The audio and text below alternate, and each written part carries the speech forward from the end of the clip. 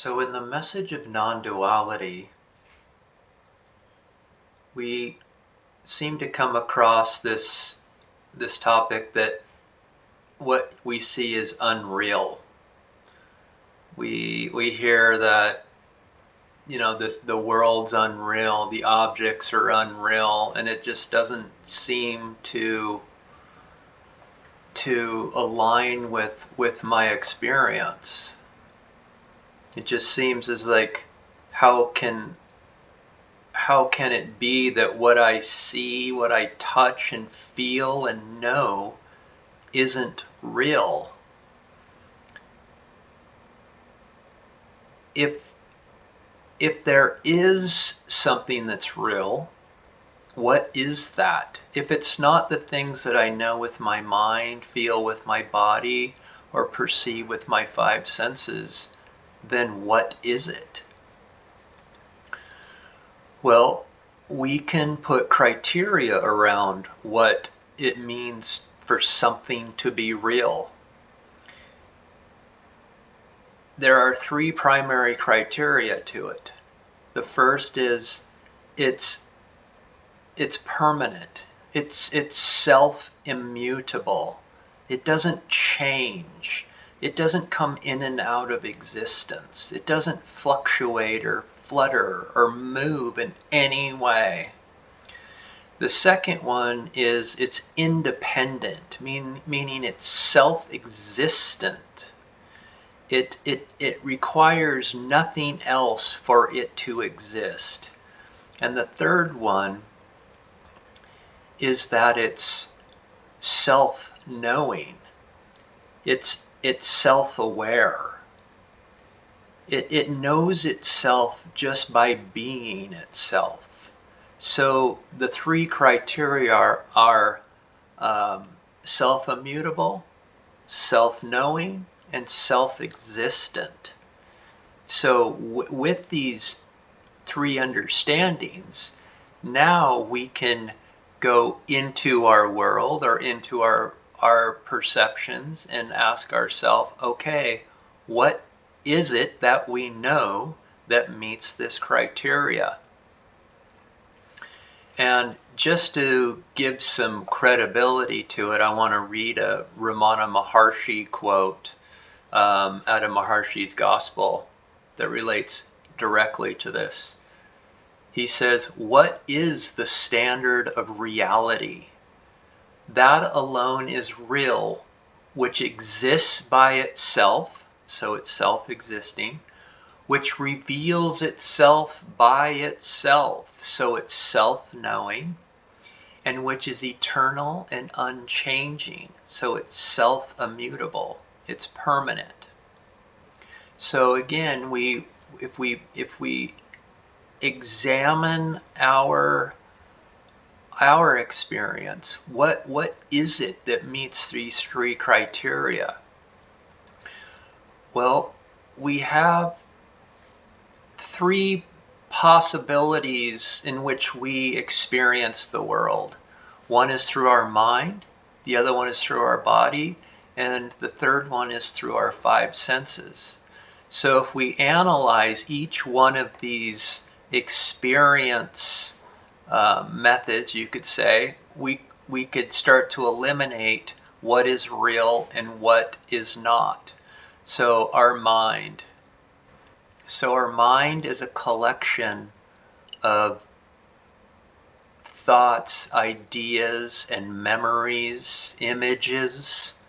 And so we can see quickly that all my thoughts come in and go away. So therefore they're not permanent. All of any image, anytime I say, hey, think about a tree comes into my awareness, the image, and then it disappears. It's not there. The same thing goes for any memory or any mental activity. It comes and goes. Therefore, it does not meet the definition of permanence. What about my body? The feelings, the sensations, the emotions? Well, they all come and go as well, right? I mean, sometimes I'm happy and sometimes I'm discontent, and other times I might be elated, and I feel that in my body as either, stress or anxiety or expansion, you could say. Emotions come and go as well. So nothing in my body meets these criteria of permanence, so it's not real. The same thing goes for my perceptions. Sometimes I see a car, sometimes I see a computer, sometimes I smell coffee, other times I smell cut grass. Everything in my perceptions comes and goes as well. So none of these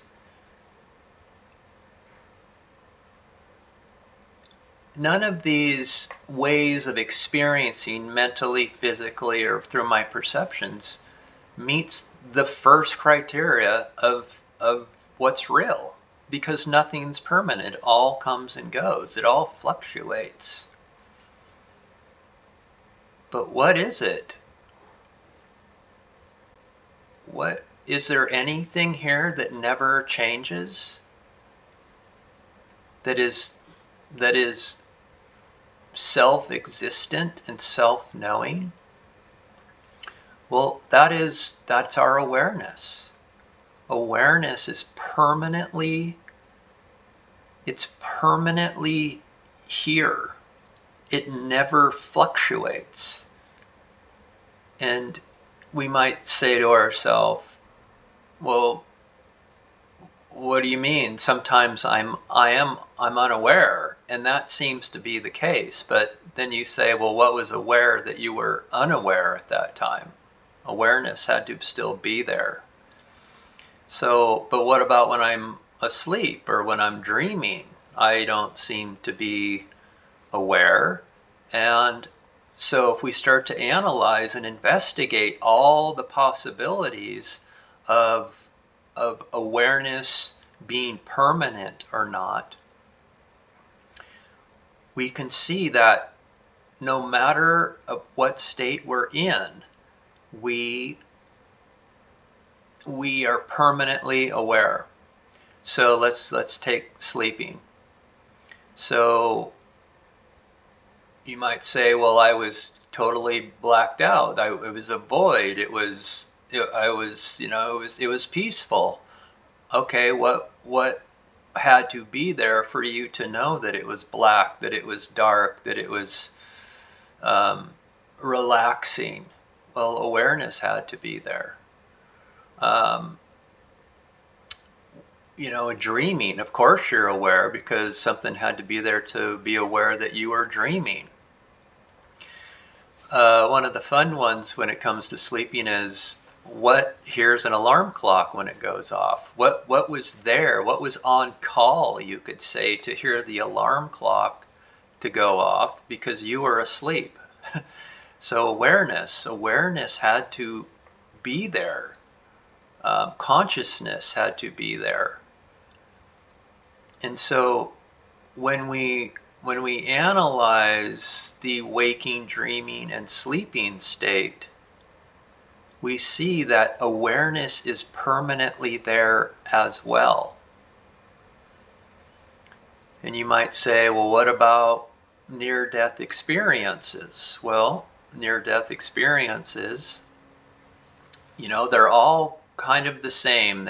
You go into this tunnel or light, and you go into these beautiful realms, and you see God. You might even hear God or be God. But what's the underlying aspect of all of these? It is the fact that everybody that had a near-death experience was aware of it. They all were aware of the tunnel and the light and the beautiful realms. We could take it to psychedelics, right? People take these drugs and they get just blasted into the stratosphere, and they see beautiful lights. They, again, kind of like a near-death experience, you might see God or approach God or even become God or get transferred all over the the universe, and what was aware of all of that?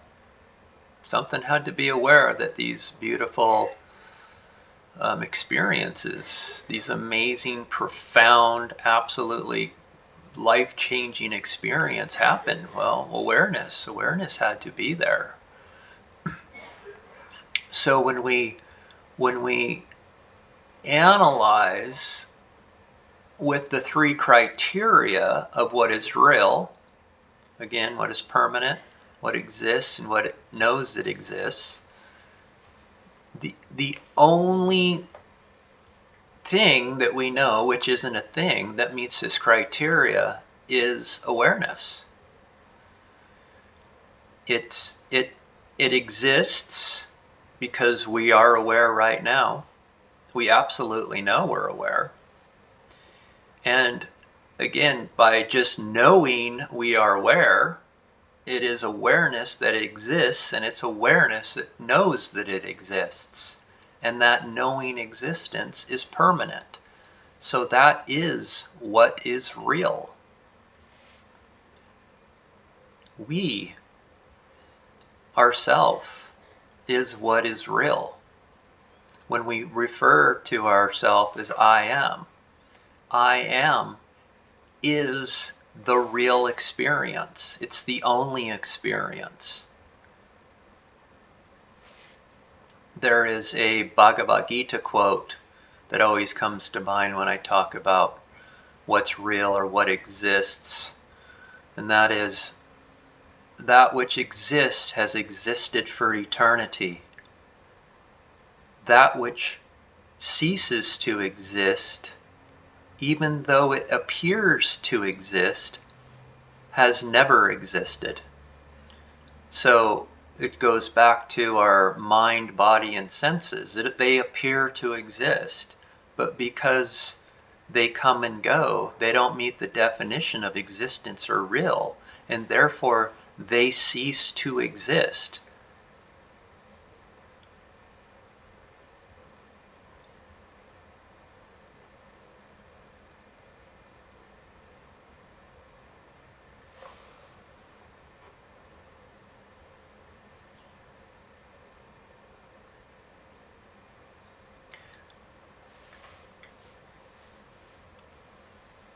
Say to yourself, I am.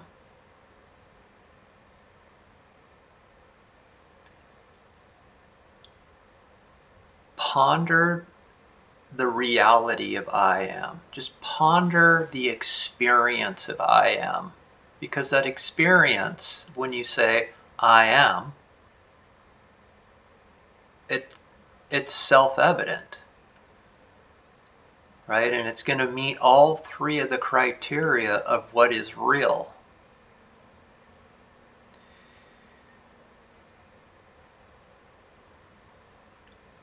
In fact, when you say I am, you are actually saying I exist. That is the recognition of your existence. That is the proof that you're looking for, that there is something that is absolutely real and unchanging in this experience.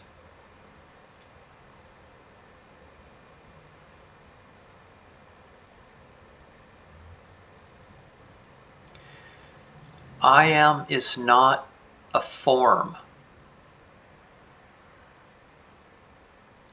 When you take I am to its referent, to its source, that is a formless experience.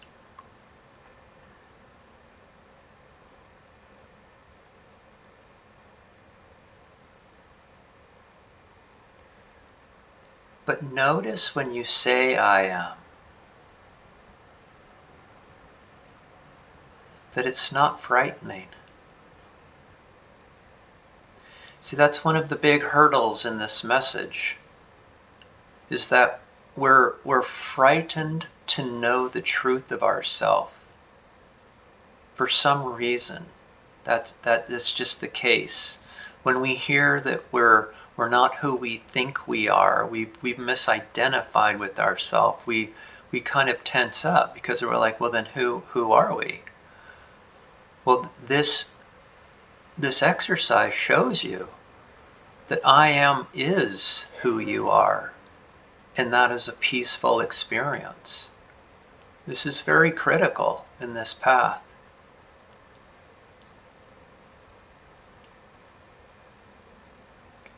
Is I am complex? No, it's as simple as it gets. It's beyond simple. It's prior to simple. Was there any effort made to know I am? That's an absurd statement. What do you mean? I already am I am.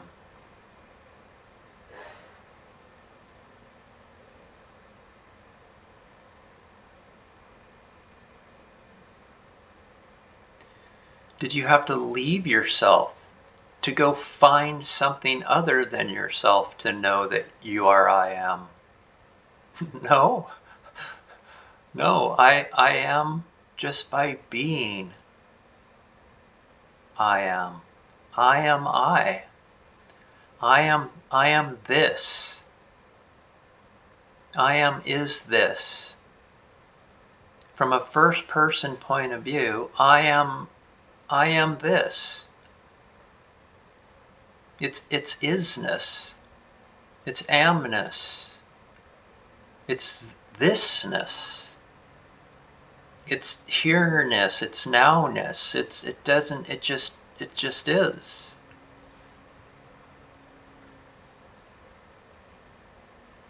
It's so absolutely true and inescapable.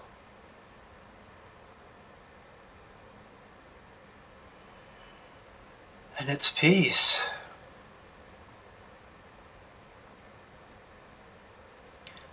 But notice you can't put an identifier on it. You can't put an attribute on it to know it. You can't put an identifier on it or color it or know it conceptually. You can't objectify it, yet you absolutely know it's real.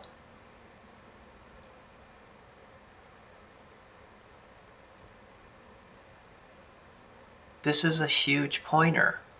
And the pointer is that which is real can't be known by your mind. I am can't be known by your mind, because that would mean that I am has to go to your mind for approval to know itself. So if we point to I am as like our heart, what we're saying is, hey mind, am I am? No, I don't have to have anything other than I am to know I am.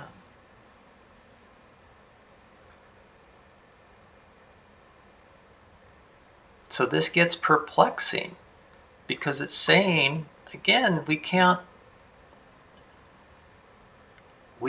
know ourselves with our mind. So then anything we know with our mind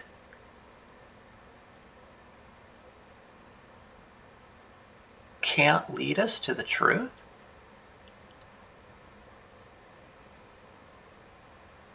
The mind can't know reality.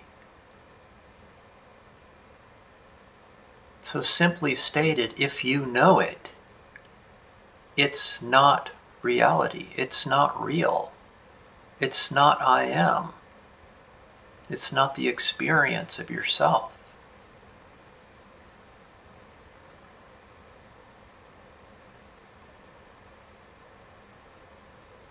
That makes things really simple. See how simple this is getting? It's prior to simple. It takes no effort. There's zero complexity. It's not frightening at all. It's actually quite peaceful. You don't have to leave yourself to go find something other than yourself to know yourself, as I am.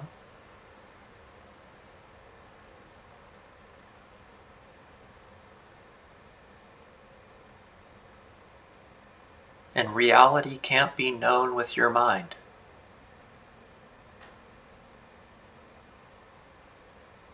And yet, here we are. Yeah, you don't have to confront your mind or consult your mind. Hey, mind, am I am?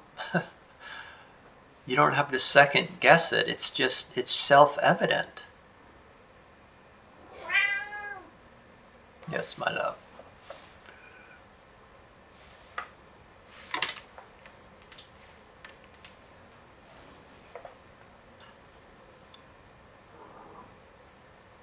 You don't have to follow anybody to know I am. You don't have to believe in anything to know I am. You don't have to obtain anything to know I am. You don't have to attend anything to know I am. You don't have to join anything to know I am. It's obligationless. So the truth or reality or that which is real needs absolutely nothing. And you are this no-thingness of everything, of experience, a pure experience, a pure non-dual experience of I am.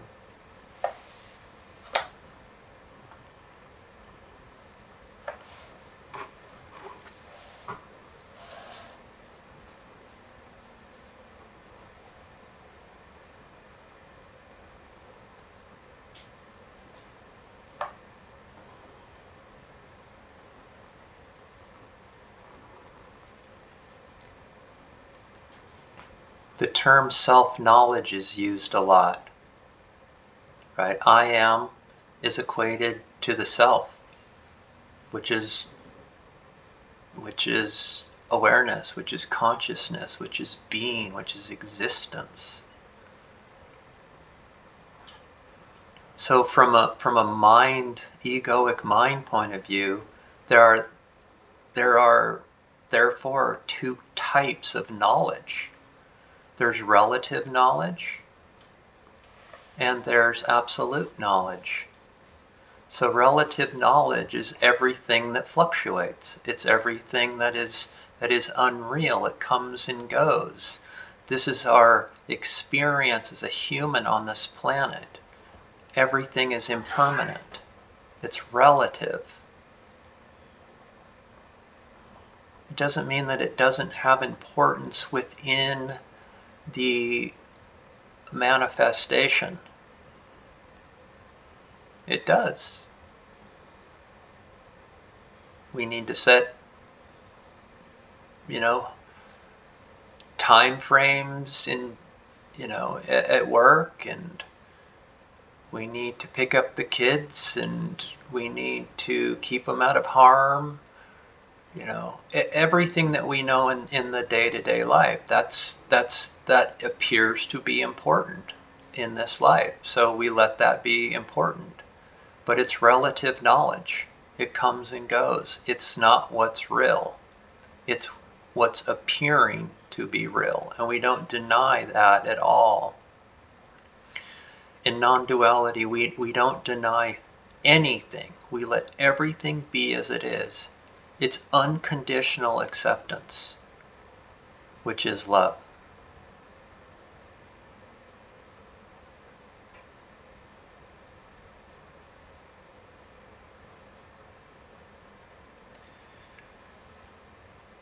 So then there's absolute knowledge. Well, that's what's real. There's only one thing. Every time I say that, you see me smile because it's not a thing. You, I am, are not a thing. You are the absolute. That which is permanent, so self-immutable, self-knowable, self-existing. That's the self-knowledge that is pointed to here in non-duality.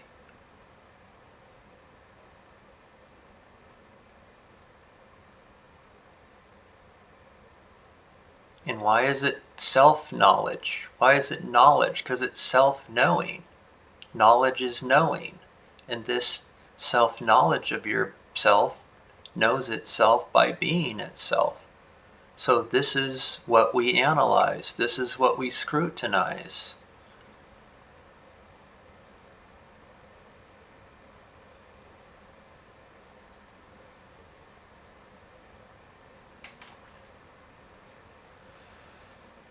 Egos don't seem to like absolutes, and that's okay. We let everything be as it is. If this isn't sitting well, then allow it to not sit well. That's okay. We love ourselves for what we're experiencing. And we love ourselves for being curious and courageous to see if what we're experiencing is the truth. If it's reality. And if this investigation can bring peace and fulfillment into our life.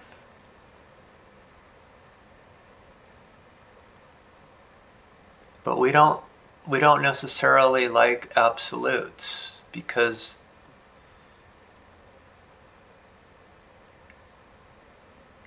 when you dig down deep enough, there isn't room for a me in the absolute, because a me is a multitude of identities and beliefs and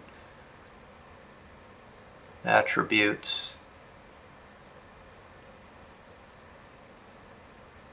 But this is where we always resort back to I am. To say, oh yeah, I am not frightened. I am is not a frightening experience. I am is the love that I seek.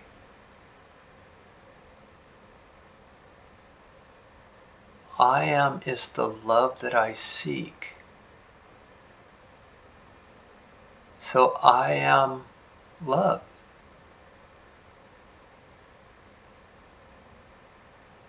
So the path of non-duality is love.